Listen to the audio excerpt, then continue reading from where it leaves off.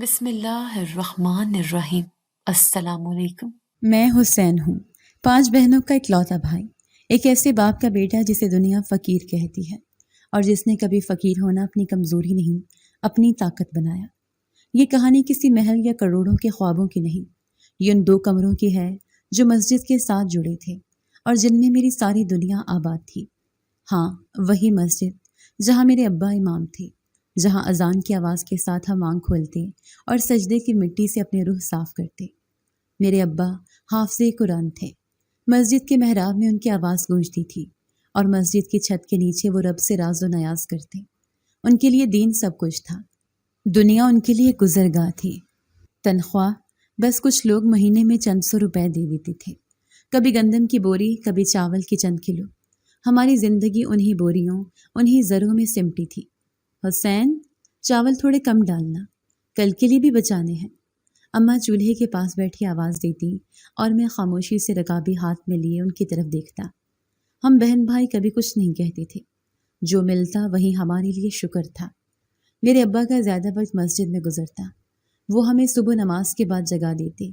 نماز پڑھو حسین، اگر نماز چھوڑ دی تو زندگی میں کبھی کامیابی نہیں ملے گی۔ ان کی آواز میں کوئی سختی نہیں ہوتی تھی، صرف سچ ہوتا تھا۔ ہمارے گھر میں کوئی ٹی وی نہیں تھا، کوئی فریج، کوئی کولر۔ گرمی میں ہم ہاتھ کے پنکھے سے ہوا کرتے اور سردیوں میں اماں کی پرانی چادر سب پر اوڑھ دی جاتی۔ ابا بہت کم بولتے تھے، ان کی خاموشی میں سچ چھپا ہوتا۔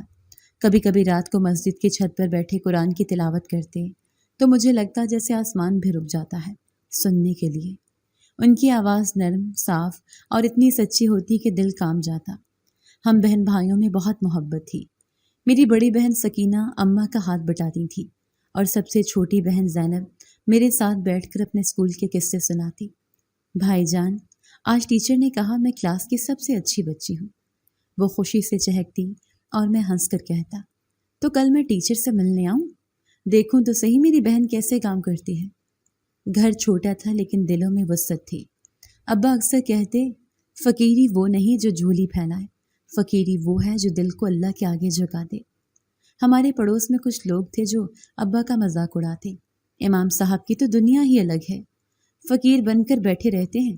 لیکن مجھے معلوم تھا کہ میرے ابا دنیا سے الگ نہیں، دنیا سے بلند ہیں۔ ایک دن میں مسجد کے صحن میں بیٹھا کتاب پڑھ رہا تھا۔ ابا وضو کر رہے تھے۔ میں نے پوچھا، ابا، ہم ہمیشہ ایسے ہی رہیں گے؟ چھوٹے گھر میں، کم کھانا، کم پہننا؟ ابا نے وضو سے فارغ ہو کر میری طرف دیکھا۔ ان کی آنکھوں میں چمک تھی جیسے روشنی کے قطرے۔ انہوں نے میرے سر پر ہاتھ رکھا اور کہا، بیٹا، اللہ نے ہمیں کم دیا ہے لیکن سچا دیا ہے۔ اگر تم نے اس سچ پر قائم رہنا سیکھ لیا تو تمہیں کسی محل کی ضرورت نہیں پڑے گی، تمہارا دل محل بن جائے گا۔ اس رات میں سو نہیں سکا، چھت پر لیٹا آسمان کو دیکھتا رہا۔ یہ کہانی وہ نہیں جو آپ نے پہلے سنی ہوگی، یہ کسی فلم کی کہانی نہیں، یہ میری زندگی ہے۔ اور میرا باپ جسے دنیا فقیر سمجھتی ہے، وہ سب سے امیر نکلا۔ پچھلی رات کی بات ابھی ذہن میں تازہ تھی۔ ابا کے کہے ہوئے الفاظ دل میں گونج رہے تھے، تمہارا دل محل بن جائے گا۔ یہی سوچتا ہوا میں صبح جلدی جاگ گیا۔ اس دن اسکول نہیں جانا تھا، جمعہ تھا۔ میں نے سوچا مسجد میں ابا کے ساتھ ہی رہوں۔ جمعے کی تیاری میں ان کا ہاتھ بٹایا، صفیں درست کیں، پانی کے مٹکے بھرے اور مسجد کے صحن کی جھاڑ پونچھ کی۔ ابا ایک پرانے کپڑے سے ممبر صاف کر رہے تھے۔ وہ ہر کام خود کرتے، کسی سے کچھ کہے بغیر۔ میں نے پوچھا، ابا، آپ نے کبھی کسی سے شکایت نہیں کی؟ وہ رکے، پھر کچھ دیر خاموش رہے، پھر بولے، بیٹا، جب اللہ کے کام میں ہو تو بندوں کی شکایت کیسی؟ میں نے سر ہلایا، مگر دل میں ایک سوال بیٹھ گیا، کیا ابا ہمیشہ سے ایسے تھے یا کوئی وقت ایسا بھی آیا تھا جب انہوں نے کچھ کھو کر صبر سیکھا تھا؟ اس سوال کا جواب شام کو ملا۔ ابا مسجد کے کونے میں بیٹھے تھے، سورج ڈھل رہا تھا، مسجد میں ہلکی روشنی تھی۔ میں ان کے ساتھ بیٹھ گیا اور کچھ دیر بعد پوچھ ہی لیا، ابا، آپ یہاں مسجد میں کیسے آئے؟ ہمارا وہ پرانا گھر کہاں گیا؟ ابا نے میری طرف دیکھا، تھوڑی دیر خاموش رہے، جیسے ماضی کی کسی تصویر میں کھو گئے ہوں۔ 15 سال ہو گئے حسین، اس وقت تم بہت چھوٹے تھے، تمہیں کچھ یاد بھی نہیں ہوگا۔ پھر آہستہ سے بولے، میں نے وہ گھر خود نہیں چھوڑا تھا، مجھے نکالا گیا تھا۔ میں چونکا، کس نے؟ میرے باپ نے، تمہارے دادا نے۔ یہ سن کر میں سیدھا ہو کر بیٹھ گیا۔ ابا کی آواز میں مایوسی نہیں تھی، لیکن کچھ بھاری ضرور تھا۔ دادا چاہتے تھے کہ میں ان کے ساتھ کاروبار کروں۔ ان کا بہت بڑا کاروبار تھا، لیکن اس میں ہر طرف سے رشوت، جھوٹ اور فراڈ کی بو آتی تھی۔ میں نہیں مانا۔ میں نے کہا میں مسجد میں رہ لوں گا، لیکن اللہ کا نافرمان نہیں بنوں گا۔ اور پھر میں نے بےتابی سے پوچھا۔ پھر ایک دن انہوں نے گھر کے سب لوگوں کے سامنے کہا، اگر تم ہماری بات نہیں مانو گے تو یہ گھر تمہارا نہیں رہے گا۔ میں نے وہ دن دیکھا جب ایک باپ نے اپنے بیٹے کے قرآن کو کم سمجھا اور اپنے نوٹوں کو زیادہ۔ میں نے دیکھا ابا کی مٹھی بند ہو رہی تھی، جیسے وہ اس وقت کے درد کو تھامنا چاہتے ہوں۔ چچا نے بھی دادا کا ساتھ دیا۔ انہوں نے کہا، یہ مولوی بن کر کیا کمائے گا؟ اس کے بچوں کا کیا ہوگا؟ یہ سب فقیری کا ڈرامہ ہے۔ پھر آپ کہاں گئے؟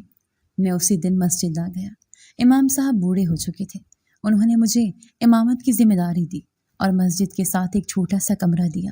پھر دوسرا کمرہ بھی بعد میں مل گیا۔ میں خاموش تھا، کبھی مسجد کی دیوار کو دیکھتا، کبھی ابا کے چہرے کو۔ مجھے کوئی افسوس نہیں حسین، بلکہ فخر ہے۔ اس دن سے میں نے دل سے اللہ کی خدمت شروع کی، اور تم سب کو وہی سکھایا جو میرے پاس تھا، صبر، حلال رزق اور دیانت۔ ابا نے مجھے دیکھا۔ تمہیں لگتا ہے ہم غریب ہیں، مگر ہم نے کبھی کسی سے کچھ مانگا؟ تم نے کبھی حرام کا نوالا کھایا؟ میں نے نفی میں سر ہلایا۔ نہیں ابا، کبھی نہیں۔ بس پھر یہی ہماری دولت ہے۔ اس رات میں مسجد کے صحن میں لیٹا رہا۔ آسمان صاف تھا، ٹھنڈی ہوا چل رہی تھی۔ میں سوچتا رہا کہ اگر ابا اس وقت ہار مان لیتے تو شاید آج میں بھی ان دکانوں پر بیٹھا ہوتا جہاں رشوت لینا کاروبار کا حصہ سمجھا جاتا ہے۔ اس دن کے بعد میں نے ابا کو کبھی کسی بات کا شکوہ کرتے نہیں دیکھا۔ وہی 2 کمرے، وہی زندگی، لیکن ان کا چہرہ ہمیشہ مطمئن، جیسے ہر رات کا اندھیرا ان کے لیے کوئی نئی روشنی لے کر آتا ہو۔ گھر کی حالت اگرچہ دن بدن بگڑتی جا رہی تھی۔ مسجد سے جو تھوڑا بہت ملتا وہ گزارے کے لیے کافی نہیں ہوتا۔ چاول اور آٹا مل جاتا تو سب سے بڑی خوشی وہی ہوتی۔ باقی چیزیں جیسے کتابیں، یونیفارم اور جوتے، وہ صرف سوچ کی حد تک ممکن تھیں۔ ایک دن اماں نے آٹے کا ڈبہ کھولا تو وہ خالی نکلا۔ انہوں نے خاموشی سے برتن بند کیا اور چولہے کے پاس بیٹھ گئی۔ بڑی بہن سکینہ اماں کے پاس آئی، آہستہ سے بولی، کل روزہ رکھ لیتے اماں۔ اماں نے ہلکی سی مسکراہٹ دی، جیسے فکر میں بھی کوئی راز چھپا ہو۔ مجھے قرآن یاد کرنے کا شوق بچپن سے تھا۔ روزانہ کی تلاوت اور ابا کی تربیت نے دل میں قرآن سے ایک الگ تعلق پیدا کر دیا تھا۔ ابا نے ایک دن پوچھا، کیا قرآن حفظ کرو گی حسین؟ میں نے فوراً کہا، جی ابا، لیکن کتابیں کہاں سے آئیں گی؟ ابا نے میرے سر پر ہاتھ رکھا۔ اللہ کتابوں کا بھی انتظام کرے گا اور تمہارے حافظے کا بھی۔ تم نیت صاف رکھو، باقی رب کی مرضی۔ اس کے بعد میرا دن صبح نماز سے شروع ہوتا، پھر حفظ کے لیے مسجد کی بیٹھک میں بیٹھتا۔ ابا خود مجھے سناتے، کبھی اصلاح کرتے، کبھی داد دیتے۔ ایک ایک آیت میرے دل میں یوں بیٹھتی جیسے کوئی شمع جلائی جا رہی ہو۔ کئی دن ایسے بھی آئے جب بھوک کے باوجود میں سبق نہیں چھوڑتا۔ مسجد میں آنے والے نمازیوں میں سے کچھ لوگ کبھی کبھی پھل یا روٹی کا ٹکڑا دے دیتے۔ وہی ٹکڑا میری کتابوں سے زیادہ قیمتی لگتا۔ کئی مہینے یوں ہی گزرے۔ آخر کار میں نے مکمل قرآن حفظ کر لیا۔ ابا کی آنکھوں میں اس دن جو خوشی تھی وہ بیان نہیں ہو سکتی۔ انہوں نے سجدے میں سر رکھا اور صرف اتنا کہا، یا اللہ، تیرے شکر کے قابل بھی نہیں ہیں ہم۔ لیکن میرے دل میں صرف قرآن ہی نہیں تھا، میرے دل میں ایک اور شوق بھی تھا، تعلیم حاصل کرنے کا۔ میں چاہتا تھا کہ ابا جیسے انسان کی عزت اس معاشرے میں ہو جہاں صرف ڈگری اور دولت کو عزت دی جاتی ہے۔ ایک دن میں نے ابا سے کہا، ابا، میں آگے پڑھنا چاہتا ہوں، اسکول واپس جانا چاہتا ہوں۔ ابا نے کچھ دیر مجھے دیکھا، پھر آہستہ سے بولے، ہماری حالت تمہیں معلوم ہے، لیکن اگر تم سچ میں چاہو تو میں اپنی پوری کوشش کروں گا۔ ہم سرکاری اسکول گئے، پرانا ریکارڈ نکلوایا اور مجھے 8ویں جماعت میں داخلہ مل گیا۔ یونیفارم سکینہ نے پرانے کپڑوں سے سی دیا، جوتے میرے پرانے ہی تھے، جن پر پالش نہیں، لیکن جذبہ نیا تھا۔ پہلا دن اسکول کا، میں خاموشی سے کلاس کے آخری بینچ پر جا بیٹھا۔ استاد نے نام پوچھا، حسین، امام صاحب کا بیٹا؟ میں نے ہاں میں سر ہلایا۔ کچھ بچوں نے سرگوشی کی، مسجد والے فقیر کا لڑکا۔ میں نے سنا لیکن کچھ کہا نہیں۔ پہلی جماعت کا پہلا امتحان آیا، میں نے دل لگا کر تیاری کی۔ رات کو مسجد میں بیٹھ کر پڑھتا، اماں دریاں بچھا دیتی، بہنیں خاموشی سے بیٹھ جاتی۔ جب رزلٹ آیا تو میرا نام سب سے اوپر تھا۔ استاد نے کہا، حسین، تم میں کچھ خاص ہے۔ उस दिन अब्बा को मैंने पहली बार स्कूल बुलाया। उन्हें सामने बिठाकर प्रिंसिपल ने तारीफी सनद दी। अब्बा ने सनद हाथ में ली, मुझे देखा और बस इतना कहा, बेटा ये हमारी पहली जीत है। स्कूल में मेरा वक्त अच्छा गुजरता, लेकिन बाजार जाना हमेशा एक तल्ख तजर्बा होता था। एक दिन मैं और अब्बा सब्जी लेने गए। एक गली से गुजर रहे थे कि सामने से एक महंगी गाड़ी आई। गाड़ी रुकी और अंदर से दादा और चचा निकले। अब्बा ने फौरन नजरें झुका ली। चचा ने तंज़ी अंदाज में कहा, मुबारक हो मौलवी साहब, अब बच्चों को भी फ़कीर बनाना शुरू कर दिया। मैंने पहली बार अब्बा के चेहरे पर वो खामोश दुख देखा जो शायद बरसों से अंदर दफन था। उन्होंने कुछ नहीं कहा, बस सलाम किया और आगे बढ़ गए। गाड़ी के शीशे बंद हुए, इंजन चल पड़ा और हमारे पीछे गर्द उड़ गई। मैंने अब्बा की तरफ देखा, वो बददस्तूर खामोश थे। अब्बा ये दादा थे ना? हाँ, उन्होंने बस इतना कहा। आपने उनसे कुछ कहा क्यों नहीं? अब्बा ने सर झुकाया। बेटा जिन लोगों का दिल बंद हो जाए उनसे जुबान का क्या फ़ायदा। उस दिन के बाद मेरे दिल में एक और अज़्म पैदा हुआ। मैंने सोचा मुझे ऐसा बनना है कि मेरे अब्बा को दुनिया फ़कीर न कहे, उन्हें वो इज़्ज़त मिले जिसके वो हकदार हैं। लेकिन मैं जानता था यह ख्वाब आसान नहीं था। उसके लिए फाके भी सहने थे और सच्चाई के रास्ते पर चलना भी। उस रात बाजार से वापसी पर अब्बा काफ़ी देर तक खामोश रहे। मैं उनके साथ बैठा रहा, लेकिन उन्होंने कुछ न कहा। मस्जिद के दरो दीवार भी उस शाम जैसे कुछ कहना चाहती थी। सेहन में हवा रुकी हुई लगती थी और मस्जिद की रोशनी भी जैसे मद्धम हो गई थी। मैंने चादर अपने ऊपर खींची, लेकिन नींद आने का सवाल ही नहीं था। अब्बा की नज़रें बार बार दरवाजे पर जाती, जैसे कोई पुराना मंजर बार बार सामने आ रहा हो। आखिरकार मैंने हिम्मत करके पूछ लिया, अब्बा क्या हम कभी वापस जा सकते हैं, वहाँ जहाँ आपके अपने रहते हैं? अब्बा ने मेरी तरफ नहीं देखा। वो सामने रखी दीवार पर नजरें जमाए बोले, हम वहाँ कभी नहीं जाएंगे हुसैन। लेकिन क्यों? मैंने आहिस्ता से कहा, क्योंकि वहाँ से हमें निकाला गया था, सिर्फ गुर्बत की वजह से नहीं, बल्कि इसलिए कि हमने उनकी तरह जीना कबूल नहीं किया। मैं चुप हो गया, लेकिन दिल में सवालों की एक पूरी कितार खड़ी हो चुकी थी। अगले दिन मैं अपने स्कूल से जल्दी वापस आ गया। मस्जिद में अब्बा नहीं थे। अम्मा बता रही थी वो किसी जनाजे पर गए हैं। मैं मस्जिद के बरामदे में बैठा पुरानी किताबें देखने लगा। एक कोने में पुराना लकड़ी का संदूक रखा था जो हमेशा बंद रहता। पहली बार मैंने इसे खोलने का सोचा। संदूक खोला तो अंदर कुछ पुराने कागजात, टूटी हुई ऐनक और एक फाइल थी। उस फाइल में एक तस्वीर थी, नौजवान अब्बा की, साफ लिबास, चेहरे पर एतमाद और पीछे किसी बड़ी इमारत का मंजर। एक खत भी था। खत पर लिखा था, अगर तुमने हमारे कारोबार में शामिल न होने की जिद जारी रखी तो तुम हमारे बेटे नहीं हो सकते। ये खत किसी और ने नहीं, दादा ने लिखा था। मैं देर तक बैठा वो लफ्ज़ पढ़ता रहा। एक एक सतर मुझे बता रही थी कि अब्बा ने क्या खोया और क्यों खोया। अब्बा जब वापस आए तो मैं मस्जिद के सतून से टीक लगाकर बैठा था। मैंने वो फाइल उनके सामने रख दी। वो रुक गए, जैसे वक्त थम गया हो। फाइल को देखते ही उन्होंने फौरन बंद कर दिया। ये तुम्हें कहाँ से मिली? वही संदूक से। अब्बा आपने कभी बताया नहीं कि आपने अपने माँ बाप को क्यों छोड़ा? अब्बा ने गहरा सांस लिया। मैंने उन्हें नहीं छोड़ा बेटा, उन्होंने मुझे छोड़ा। लेकिन क्यों? आप तो सिर्फ हक पर थे। हक पर होना हमेशा आसान नहीं होता हुसैन। कई बार इसकी कीमत अपने ही लोगों से जुदाई की सूरत में चुकानी पड़ती है। मैं खामोशी से उनकी बात सुनता रहा। मैंने जब इनकार किया कि मैं हराम कारोबार का हिस्सा नहीं बनूंगा तो मुझे सब ने छोड़ दिया। मेरे भाइयों ने, मेरे माँ बाप ने, हत्ता कि मेरी पुरानी यादें भी मुझे अजनबी लगने लगी। तो आपने हमें सबसे दूर रखा? हाँ, क्योंकि मैं नहीं चाहता कि तुम वो सब देखो जो मैंने देखा। तुम्हारे सामने एक साफ रास्ता हो, चाहे वो कितना ही कठिन क्यों ना हो। उस दिन के बाद मेरी नज़रों में अब्बा सिर्फ एक इमाम नहीं रहे, वो एक सिपाही बन गए थे जो बगैर हथियार के एक ऐसी जंग लड़ चुका था जो शायद हम जैसे लोग जीतने का सोच भी न सकें। मैंने सकीना आपा से बात की। उन्होंने आहिस्ता से बताया, जब हम छोटे थे तो अब्बा कई दिन परेशान रहते, चुपचाप मस्जिद में बैठे रहते। अम्मा कहती थी कि अपने भाइयों की बातें याद आती होंगी, लेकिन अब्बा ने कभी कोई शिकवा जुबान पर नहीं लाया। उसी दिन रात को मैंने एक फ़ैसला कर लिया। मैंने अब्बा के सब्र को उसके अंजाम देना है। मैंने अब्बा को साबित करके दिखाना है कि उनका बेटा वो नहीं जो सिर्फ अच्छे नंबर लाता है, बल्कि वो जो उनके सब्र का वारिस बन सके।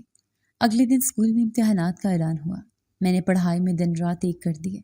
स्कूल के बाद मस्जिद में बैठकर ख़ुद को सिर्फ 2 चीज़ों में मसरूफ़ रखा, قرآن کی تلاوت اور کتابیں۔ ایک دن استاد نے کہا، حسین تم صرف ہونہار نہیں، تم میں قیادت ہے، تم اپنے جیسے بچوں کے لیے مثال بن سکتے ہو۔ میں نے خاموشی سے سر جھکا لیا، لیکن دل میں کچھ اور ہی چل رہا تھا۔ یہ سب کامیابیاں میری نہیں تھیں، یہ ابا کے صبر کی کمائی تھی جو میں آگے لے کر جانا چاہتا تھا۔ چند ہفتے بعد امتحانات کے نتائج آئے، میرا نام پھر سب سے اوپر تھا۔ پرنسپل نے مجھے بلا کر کہا، اگر تم اسی جذبے سے پڑھتے رہے تو ایک دن بہت آگے جاؤ گے۔ نتائج آنے کے بعد اسکول میں سب کی نظریں مجھ پر تھیں، لیکن میری نظریں صرف ایک شخص کو ڈھونڈتی تھیں، ابا۔ وہی خاموشی سے مسجد کے ستون سے ٹیک لگائے بیٹھے ہوتے، اور جب میں سند لے کر ان کے قریب جاتا، وہ بغیر کچھ کہے بس سر پر ہاتھ رکھ دیتے۔ ان کی یہ خاموش دعا مجھے کسی بھی تمغے سے زیادہ قیمتی لگتی تھی۔ اسی دن اسکول کی چھت پر بیٹھا میں دیر تک آسمان کو دیکھتا رہا۔ میرا ذہن اب اگلے سفر کی طرف جا چکا تھا۔ ایک خواب، CSS۔ بچپن سے سنتا آیا تھا کہ CSS کرنے والے لوگ ملک کے فیصلے کرتے ہیں۔ میں چاہتا تھا کہ ان میں سے ایک وہ بھی ہو جس کے ہاتھ میں قلم ابا کی دعاؤں کا وزن لیے ہو۔ اگلی صبح میں ابا کے پاس بیٹھا۔ وہ معمول کے مطابق مصروف تھے، لیکن میں نے صاف صاف کہہ دیا، ابا میں CSS کرنا چاہتا ہوں۔ انہوں نے وضو سے ہاتھ خشک کیے، میری طرف دیکھا اور کہا، یہ چھوٹا خواب نہیں ہے حسین، مجھے معلوم ہے ابا، اس لیے آپ سے اجازت لینے آیا ہوں، دعا لینے آیا ہوں۔ ابا نے مسکرا کر کہا، اجازت تو مل گئی، لیکن دھیان رہے راستہ کٹھن ہوگا، اگر تھک جاؤ تو ٹھہر جانا، لیکن ہارنا مت۔ اسی دن میں نے فیصلہ کیا کہ میں دن میں پڑھائی کروں گا اور شام کو کام۔ علاقے میں ایک برگر شاپ تھی جہاں پارٹ ٹائم لڑکے کام کرتے تھے۔ میں وہاں چلا گیا۔ شاپ کا مالک ایک سخت مزاج بندہ تھا، لیکن جب میں نے صاف صاف کہا مجھے صرف شام کے چند گھنٹے چاہیے اور جو تنخواہ ملے گی وہ میری پڑھائی پر لگے گی، تو وہ تھوڑا نرم پڑا۔ صفائی، پیکنگ اور آخر میں فریزر بھی صاف کرو گے؟ اگر منظور ہے تو آج سے کام شروع کر دو۔ میں نے سر ہلایا۔ کام کوئی بھی چھوٹا نہیں ہوتا، یہ بات مجھے ابا نے سکھائی تھی۔ دن بھر گھر یا مسجد کے کسی کونے میں کتابوں میں ڈوبا رہتا، نوٹس، اخبارات، پرانے پیپرز، جو ہاتھ آتا اسے پڑھتا۔ شام ہوتے ہی یونیفارم تبدیل کرتا اور شاپ کی طرف نکل جاتا۔ پہلا دن آسان نہیں تھا۔ گرم کچن، تیل کی بو، گاہکوں کی آوازیں اور مالک کی تیز نظروں کا دباؤ۔ لیکن جب تنخواہ کے لفافے میں پہلی بار 500 روپے ملے تو مجھے لگا جیسے کوئی خزانہ ہاتھ آ گیا ہو۔ رات کو جب گھر پہنچتا، بہنیں سو چکی ہوتی، اماں خاموشی سے برتن دھو رہی ہوتی۔ میں بغیر کچھ کہے ابا کے کمرے میں جاتا، کتابیں کھولتا اور پڑھنا شروع کر دیتا۔ ایک دن ابا نے آ کر کندھے پر ہاتھ رکھا، کتنی دیر اور؟ جب تک نیند سے لڑتے لڑتے ہار نہ مان جاؤں ابا۔ یہ معمول بنتا گیا، دن کتابوں کے، رات کام کے اور درمیان میں تھوڑی تھوڑی نیند، لیکن جذبات جوان تھا۔ کئی بار شاپ پر دیر رات تک کام کرنا پڑتا۔ ایک دن ایک گاہک نے طنزیہ لہجے میں پوچھا، پڑھتے بھی ہو یا صرف برگر بناتے ہو؟ میں نے مسکرا کر جواب دیا، CSS کی تیاری کر رہا ہوں، برگر بیچ کے ہی صحیح، لیکن ایک دن فائل پر میرے دستخط ہوں گے۔ پہلا امتحان قریب آیا تو میں نے اپنا وقت مزید محدود کر دیا۔ شاپ پر کام کے بعد دیر رات تک تیاری، مسجد کے فرش پر بیٹھ کر پریکٹس اور ہر صبح اخبار کا مطالعہ۔ ابا نے کچھ دن بعد میرے لیے پرانے اخبار خریدنے شروع کر دیے، کہتے دنیا کو جاننا ہے تو پہلے پڑھنا سیکھو۔ جب امتحان کا دن آیا تو ابا نے نرمی سے کہا، صرف کوشش کرنا، نتیجہ اللہ پر چھوڑ دینا۔ امتحان دیا، 3 گھنٹے گزرے، جب باہر نکلا تو دل میں سکون تھا۔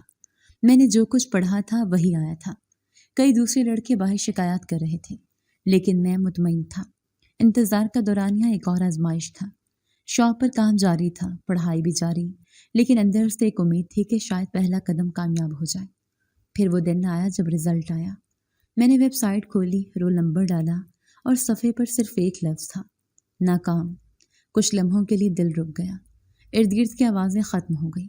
میں نے موبائل بند کیا، فائل بند کی اور آہستہ سے مسجد کے کونے میں جا بیٹھا۔ ابا نے دور سے مجھے دیکھا، وہ قریب آئے، کندھے پر ہاتھ رکھا اور کہا، نتیجہ صرف ایک صفحہ ہوتا ہے بیٹا، تمہاری محنت اس سے کہیں بڑی ہے۔ میں نے سر جھکا کر پوچھا، کیا میں نے آپ کو مایوس کیا؟ انہوں نے جواب دیا، مایوسی تو تب آتی ہے جب کوئی کوشش نہ کرے۔ تم نے وہ کیا جو بہت سے صرف خواب میں سوچتے ہیں۔ اب اگلی کوشش کی تیاری کرو۔ میں نے ابا کی طرف دیکھا، وہ وہی تھے وہی جن کی دعاؤں نے مجھے یہاں تک پہنچایا تھا، اور میں جانتا تھا یہ صرف ایک آغاز ہے، اصل راستہ بھی باقی ہے۔ امتحان میں ناکامی کے بعد اگلے چند دن میری زندگی کا سب سے خاموش وقت بنے۔ برگر شاپ پر کام کرتا رہا، کتابیں کھول کر بیٹھتا رہا، لیکن وہ پہلی جیسی توانائی باقی نہ رہی۔ کچھ لمحے ایسے بھی آئے جب لگنے لگا شاید خواب کا بوجھ میرے کندھوں سے بھاری ہے۔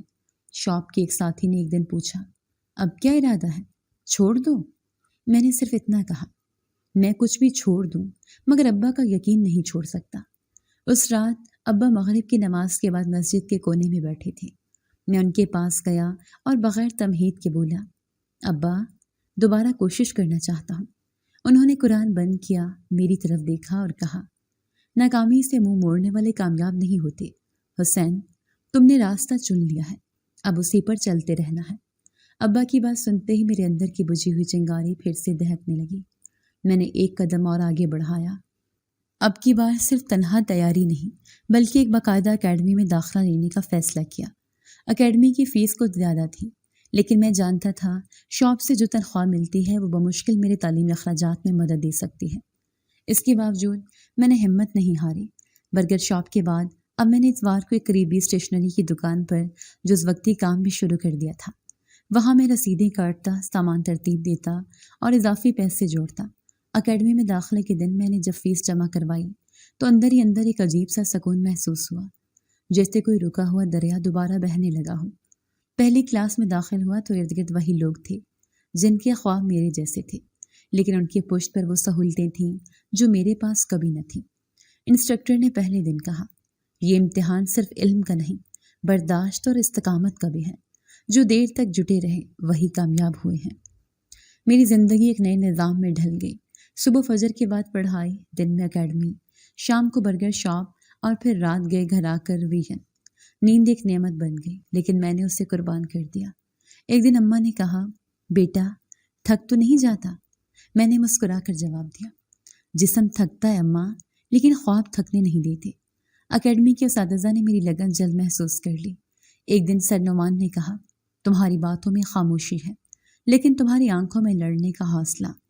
تم وہ ہو جو دنیا کو حیران کر سکتے ہو، بس دیر نہ کرنا۔ میرے لیے یہ الفاظ کسی ایوارڈ سے کم نہ تھے۔ میں ہر ٹیسٹ میں اپنی پوزیشن بہتر کرتا رہا، ہر لیکچر میں پہلی صف میں بیٹھتا۔ کبھی کبھی شاپ سے دیر ہو جاتی تو اگلے دن کلاس نوٹس دوستوں سے مانگ کر پوری کرتا۔ اکیڈمی کے آخری مہینے بہت سخت گزرے۔ میں نے چائے سے دوستی کر لی، نیند سے دشمنی۔ مسجد کے فرش پر بیٹھ کر رات گئے تک پڑھنا معمول بن گیا۔ کبھی کبھار ابا چپ چاپ میرے پاس آ کر بیٹھ جاتے، کوئی بات نہ کرتے، صرف میری آنکھوں میں جھانکتے اور پھر اٹھ کر واپس چلے جاتے۔ ان کی یہ خاموشی مجھے تھکنے نہیں دیتی تھی۔ اکیڈمی ختم ہونے کے بعد اب میرے پاس صرف ایک مہینہ تھا دوبارہ CSS کا امتحان دینے کے لیے۔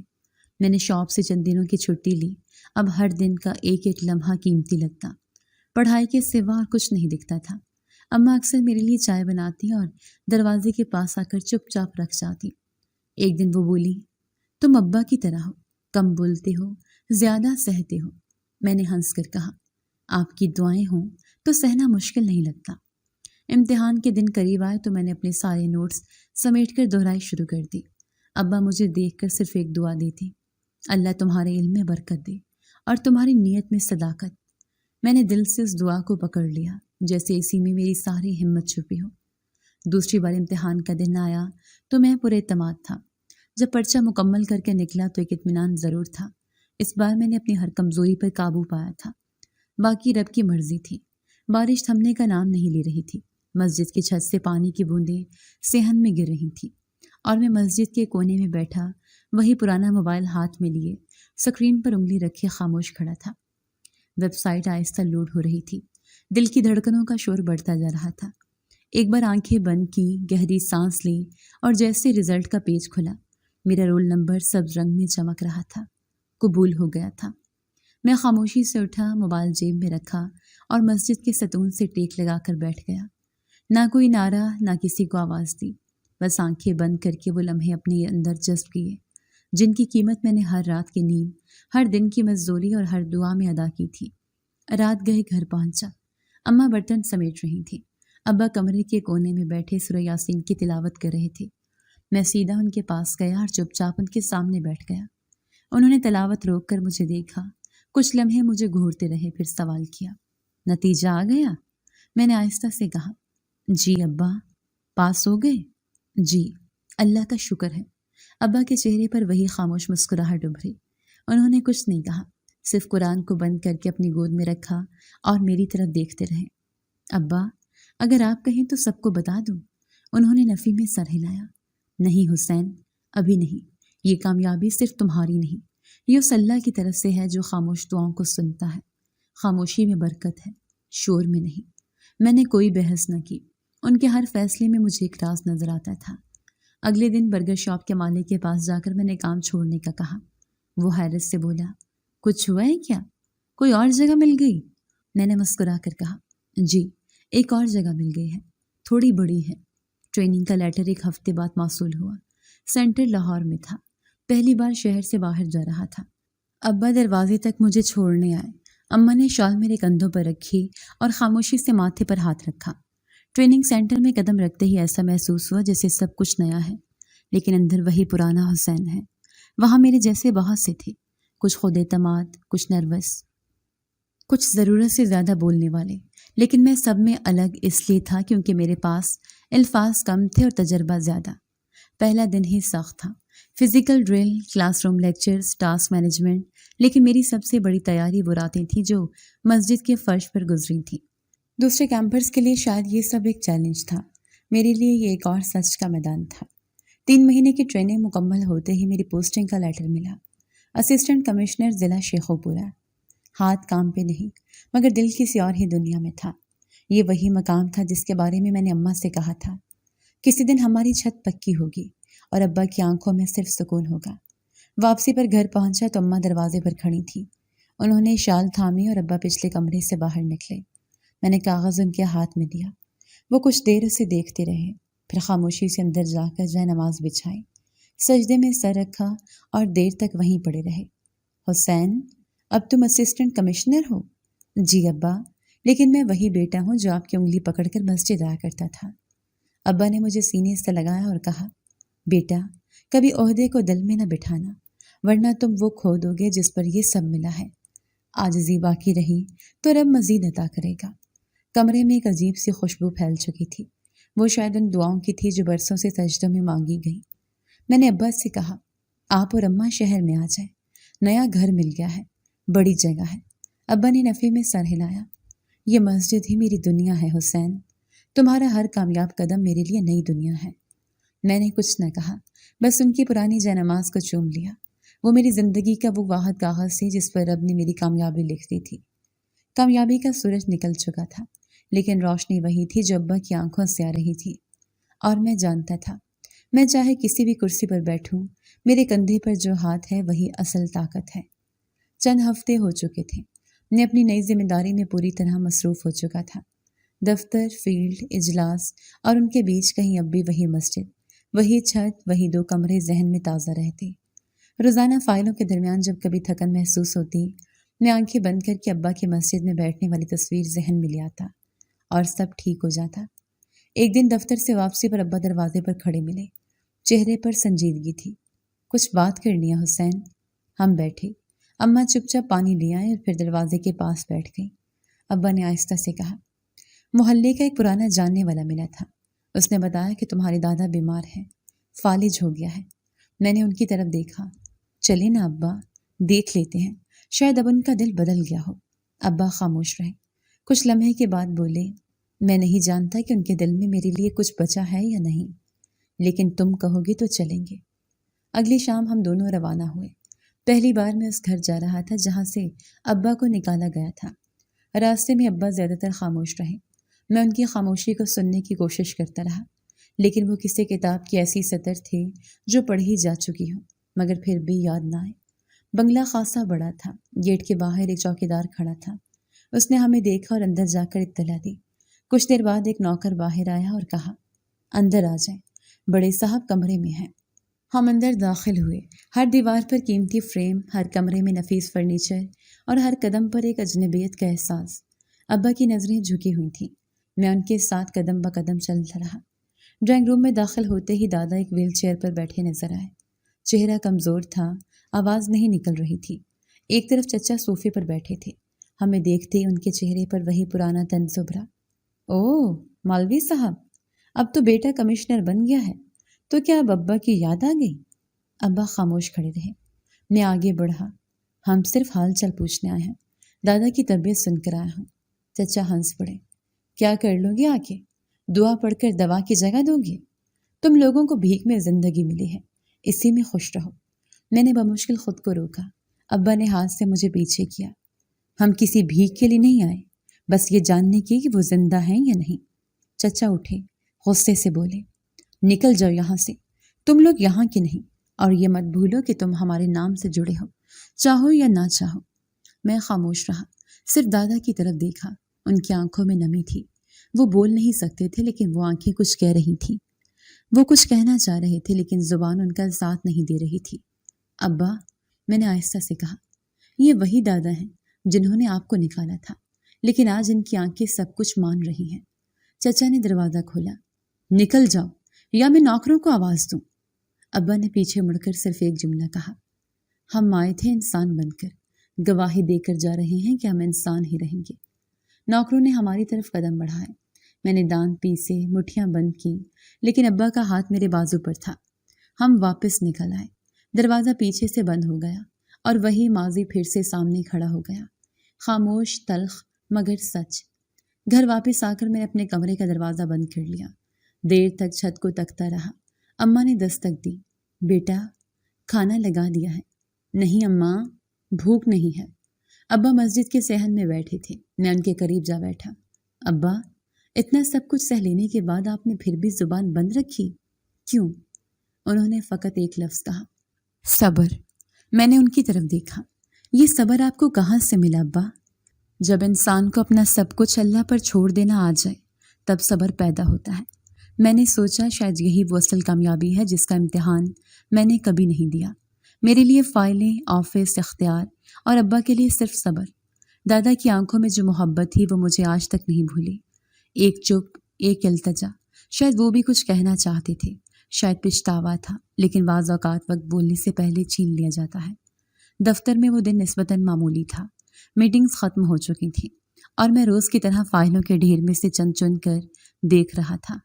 میرے سامنے رکھی نئی فائل پر لکھا تھا، corporate investigation, Aleem Sikandar and company. جیسی فائل کھولی، پہلا صفحہ پلٹا اور نام پڑھا۔ ایک لمحے کے لیے انگلیاں رک گئی۔ علیم سکندر، میرا چچا۔ کچھ دیر تک خاموشی سے وہ نام گھورتا رہا، پھر باقی صفحات پلٹنے شروع کیے۔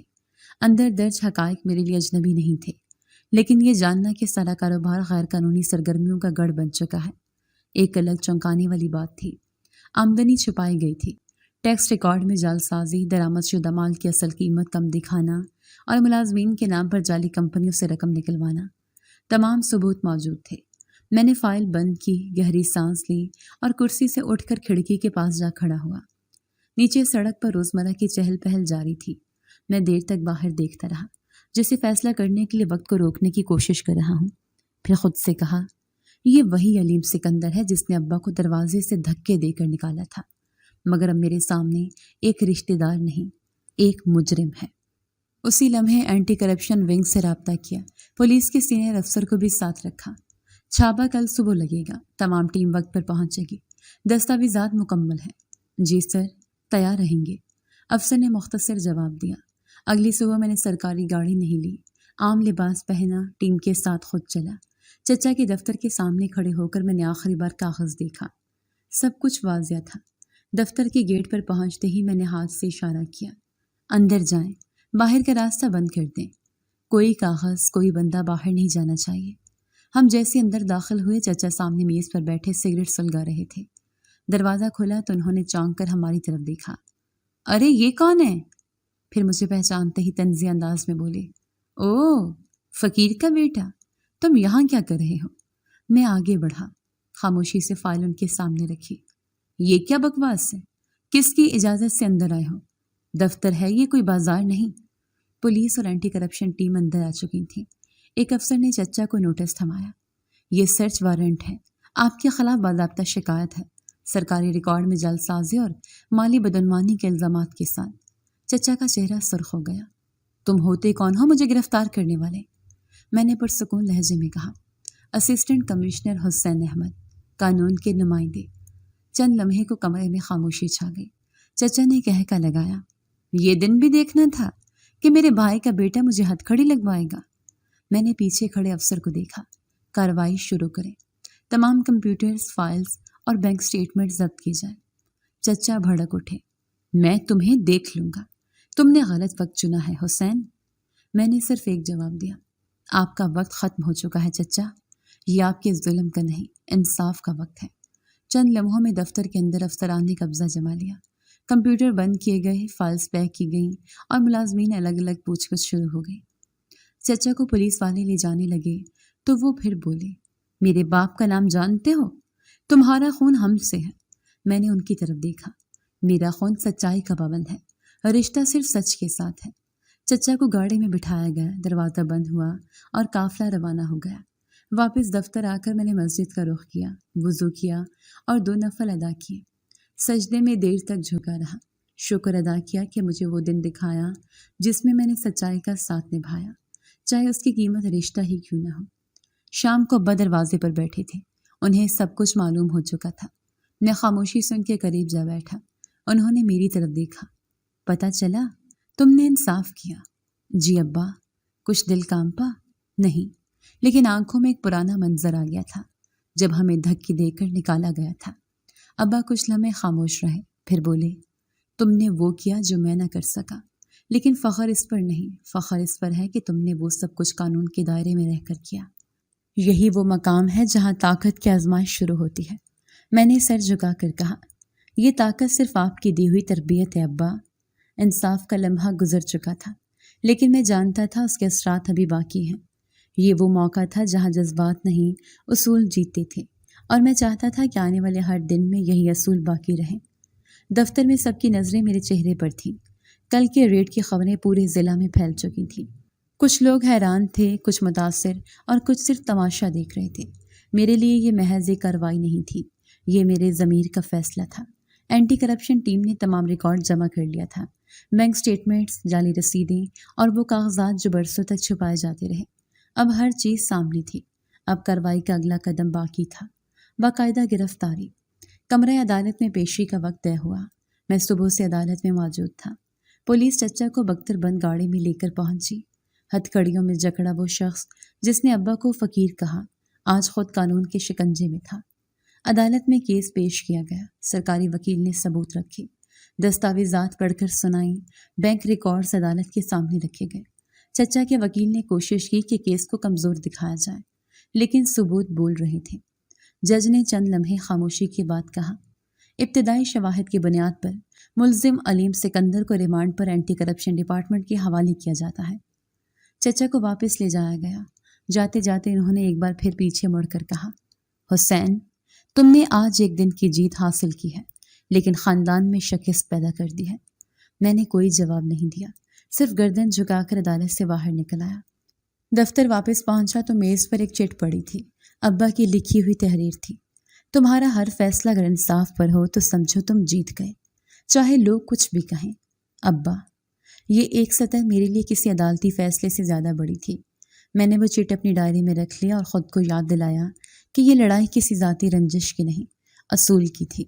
میں خاموشی سے دفتر سے واپس نکل گیا۔ راستے میں مسجد کی طرف رخ موڑ لیا۔ ابا حسب معمول مغرب کے بعد بیٹھے تھے، تسبیح گھما رہے تھے۔ میں خاموشی سے جا بیٹھا۔ ابا، فیصلہ ہو گیا۔ انہوں نے سر ہلایا۔ میں جانتا ہوں، چچا نے سب مان لیا ہے۔ تو اب کیا محسوس کرتے ہو؟ یہ کہ جیت وہی ہے جو دل کا بوجھ ہلکا کر دے، اور آج دل ہلکا ہے۔ ابا نے تسبیح رکھ دی، میری طرف دیکھا اور کہا، یاد رکھو بیٹا، تم نے جو کیا وہ صرف ایک گرفتاری نہیں تھی، تم نے خود پر قابو پایا۔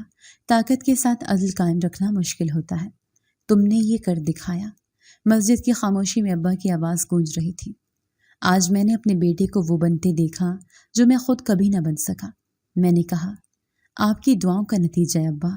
اس رات میں مسجد کے صحن میں دیر تک بیٹھا رہا۔ چاند آسمان پر پورا تھا، جیسے کوئی گواہی دے رہا ہو۔ گواہی کے سچ کبھی دبایا نہیں جا سکتا۔ وہ دیر سے بولتا ہے مگر جب بولتا ہے تو سب کچھ سنائی دیتا ہے۔ چند دن گزرے تھے، دفتر کے معمول کی مصروفیات جاری تھیں، لیکن ذہن بار بار ایک ہی چہرہ یاد کرتا، دادا کا، جو خاموشی سے ویل چیئر پر بیٹھے ہمیں تکتے رہے تھے، کچھ کہے بغیر۔ ان کی آنکھوں میں جیسے کوئی بوجھ تھا جو وہ زبان سے ادا نہ کر سکے۔ اس دن میں معمول سے کچھ پہلے گھر واپس آیا۔ اماں نے بتایا، تمہارے دادا آئے تھے حسین۔ ابا نے انہیں اندر بلا لیا تھا۔ میں چونک گیا۔ اکیلے آئے تھے؟ نہیں، نوکر ساتھ تھا۔ اور ابا؟ خاموش بیٹھے رہے۔ تمہارا ذکر بھی کیا۔ میں تیزی سے اندر گیا۔ کمرے میں ابا کے سامنے دادا ویل چیئر پر بیٹھے تھے۔ میرے قدموں کی آہٹ پر ابا نے نظریں اٹھائیں۔ بیٹھو حسین۔ دادا نے ہاتھ سے اشارہ کیا کہ مجھے قریب بلائیں۔ میں خاموشی سے قریب ہو کر نیچے ان کے قدموں میں بیٹھ گیا۔ ان کی آنکھیں میری طرف تھیں، آواز پھر بھی نہیں نکل رہی تھی، مگر چہرے کے تاثرات بدل رہے تھے۔ کمرے میں خاموشی تھی، صرف ابا کی تسبیح کی مدھم آواز سنائی دے رہی تھی۔ دادا نے آہستہ سے اپنے کمزور ہاتھ سے میری کلائی پکڑی اور انگلیوں سے میری ہتھیلی پر آہستہ آہستہ کچھ لکھنے کی کوشش کی۔ علیم، وہ ان کے ہونٹوں سے بمشکل نکلا۔ میں نے سر جھکایا۔ وہ کچھ اور کہنا چاہتے تھے۔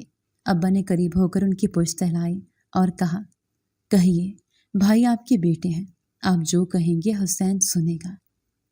دادا نے گہری سانس لی اور نظریں میری طرف ٹکا دیں۔ کچھ لمحے بعد میں نے آہستہ سے کہا، دادا، اگر آپ یہ چاہتے ہیں کہ چچا کو رہا کیا جائے تو ایک شرط ہے۔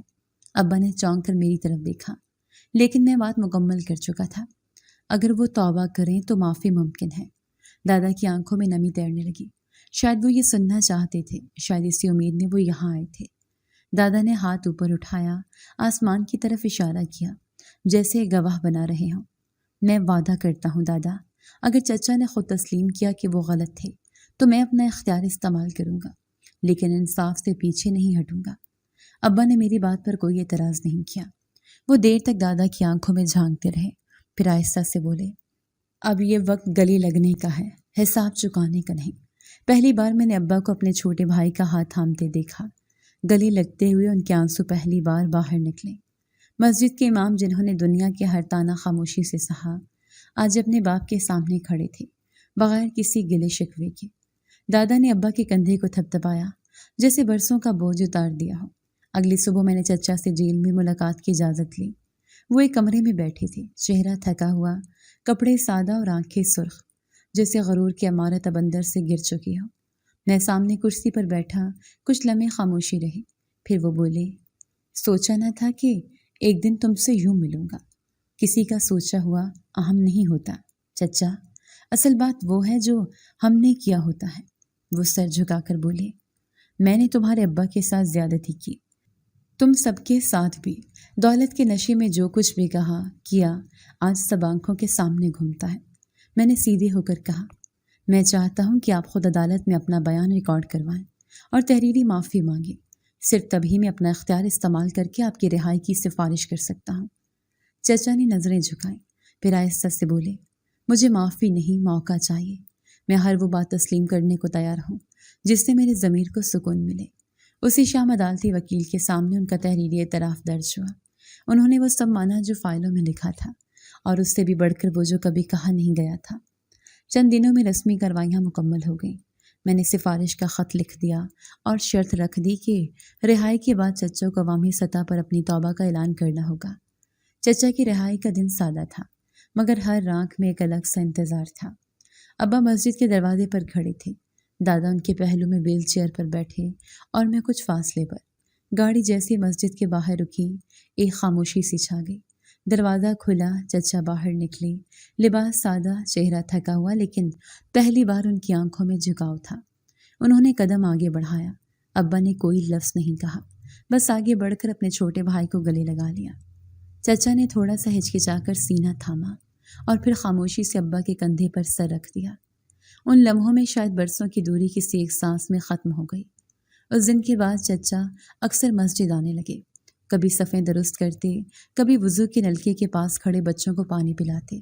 وہ وہی تھے، مگر اب ان کا انداز بدلا ہوا تھا۔ کسی بھی بات میں سختی نہیں، کسی جملے میں غرور نہیں۔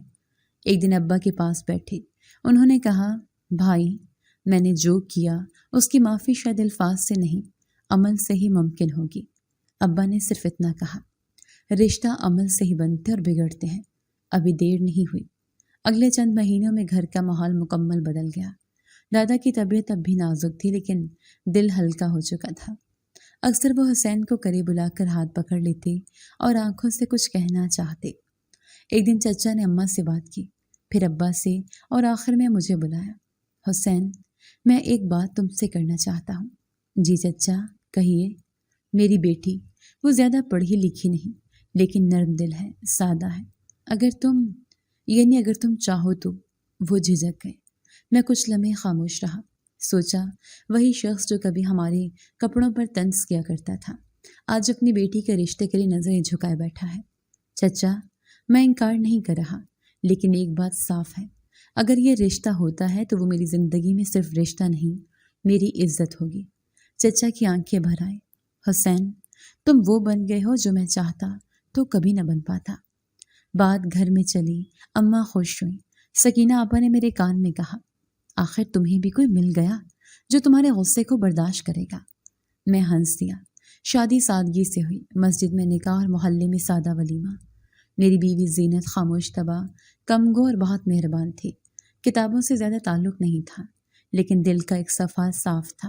وہ میرے ساتھ خاموشی میں چلتی اور میں جانتا تھا وہ لفظوں کی نہیں، عمل کی ساتھی ہے۔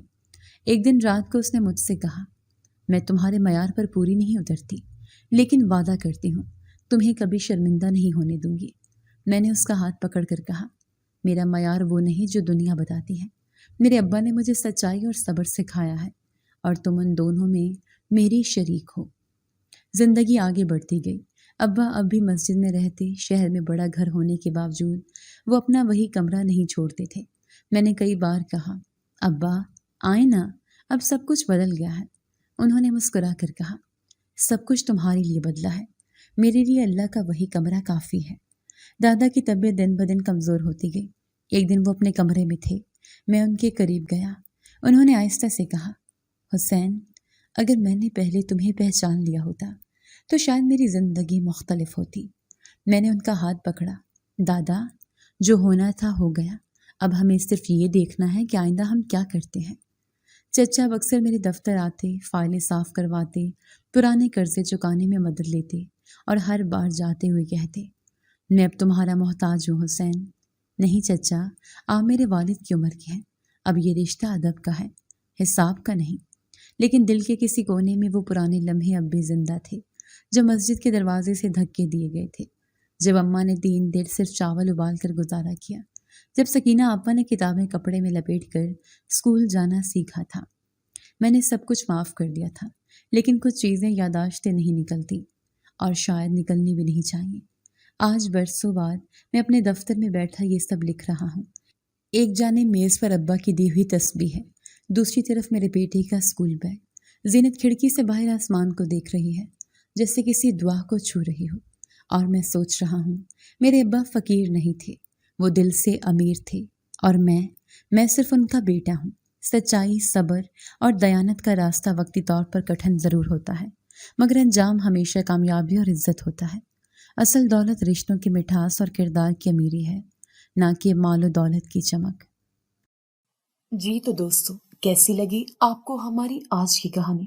اپنی رائے کا اظہار ہمارے کمنٹس باکس میں ضرور کیجیے گا، اور اگر آپ کو ہماری ویڈیو پسند آئی ہے تو کر لیجیے ہمارے چینل کو سبسکرائب، ویڈیو کو لائک اور بیل آئیکن لازمی پریس کر لیجیے تاکہ ہر نئی آنے والی ویڈیو کا نوٹیفیکیشن آپ کو بر وقت موصول ہو سکے۔ ملتے ہیں ایسی ہی ایک سبق آموز کہانی کے ساتھ، تب تک کے لیے اللہ نگہبان۔